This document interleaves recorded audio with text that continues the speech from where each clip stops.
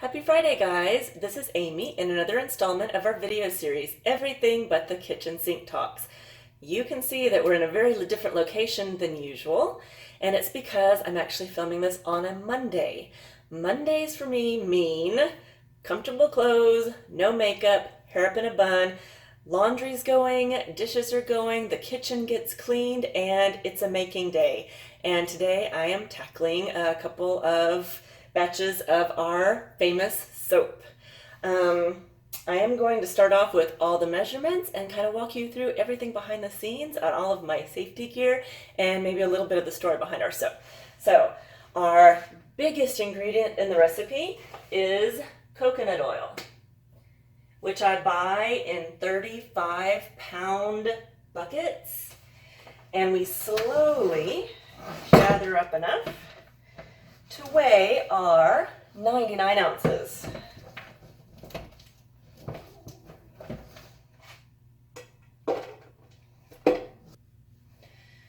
Alright guys, once I am done with the coconut oil, that goes on the stove, and this melts for an hour.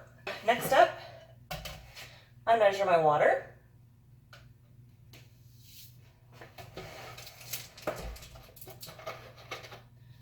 This is always distilled water, and I make sure this measurement is as precise as I can get it.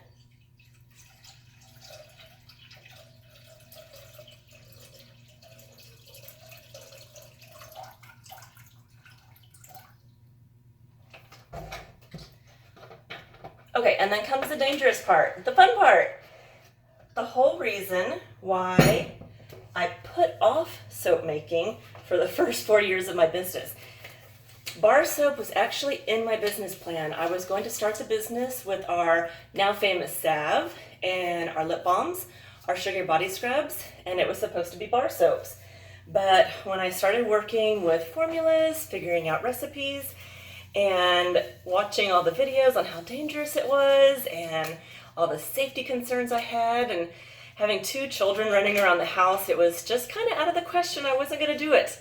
But this past summer, I realized my kids are now definitely old enough. Evan and I sat down in the living room and watched several YouTube videos just about the safety concerns behind making soap. He saw how dangerous it was, he heard all the precautions, so now he knows to stay far away, stay out of the kitchen, go over to somebody's house, just leave mama alone. But the fun thing is, he helps me cut all of my soaps after they've cured overnight, which I think is really cool that he wanted to be involved in that way. Okay, so now I have opened my kitchen window, my apron's still on, my gloves are on, and now these safety goggles go on. And we open up the lye. We want to make sure this is also as precise as we can get it. And then we carefully add it to the water, not the other way around. It has to be added in this order. Now we add the lye to the distilled water. Careful not to splash.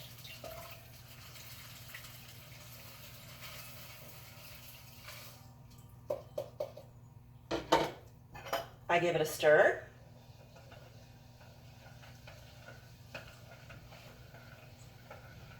And right now a chemical reaction is happening that is bringing the temperature of the water way higher than we can actually use it right now. So this ingredient has to sit here. It has to come back down as the coconut oil is melting. So perfect timing on everything. And then I leave everything for about an hour. I just finished measuring out our essential oil that I'll add to the batches. Quite a bit of essential oil. And this is the cinnamon bark, which makes our spicy cinnamon bar soap, which I have actually been out of since the chocolate walk a couple weeks ago. I completely sold out on that day, and I've been having to apologize to everyone the last couple of weeks because I just have not been able to get to soap making lately. So happy to be doing this today.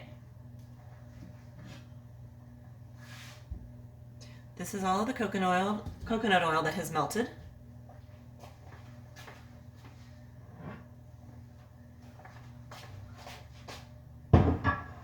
There's the lye that we're pouring straight in. I believe I am ready. So all of this goes down with a handy stick blender. This goes in. Pop out the air bubbles.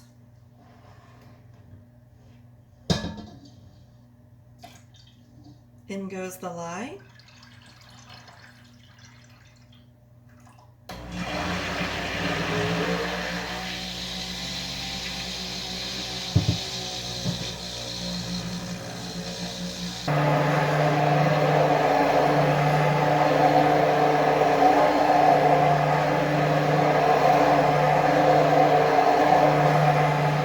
So I do get asked all the time, if lye is so dangerous, why are you putting it in my soap? Why is it okay to be using on my body? Answer is simply this: the lye reacts with that distilled water and reacts with all this coconut oil. It's diluted, and then with the curing process of 4 to 6 weeks, guys, it has time to cure, calm, and process that is no longer a threat to our skin, to our health. And actually, it's the main ingredient that makes soap beautiful, wonderful, lathering, foaming, cleansing soap.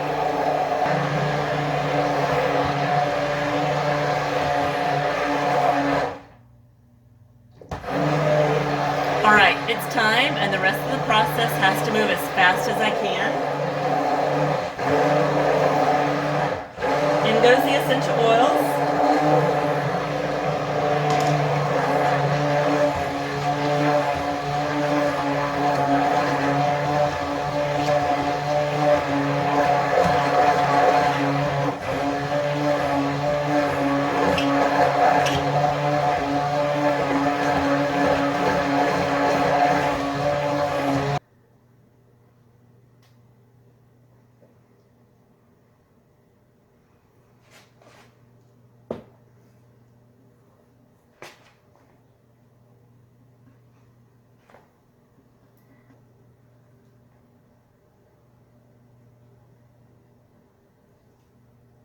Okay, so not sure if you noticed, but I don't use any dyes.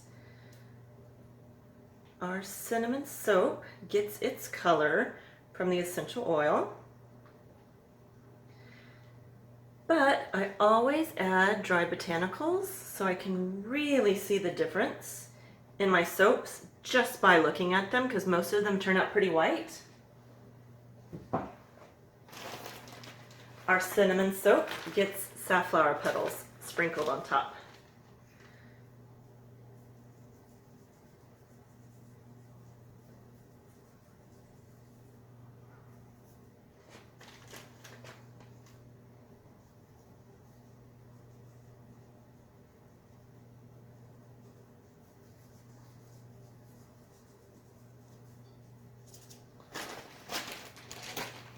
And that's it for today. So they're going to get moved into a spot where no one's going to mess with them.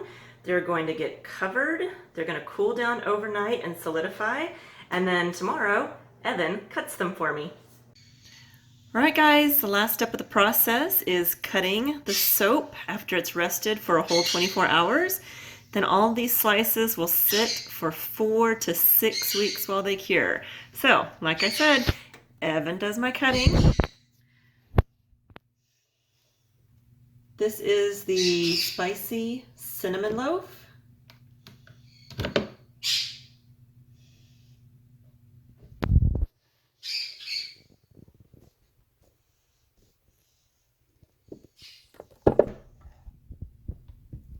With all the safflower petals on top. And you can smell it. It's a wonderful fall scent.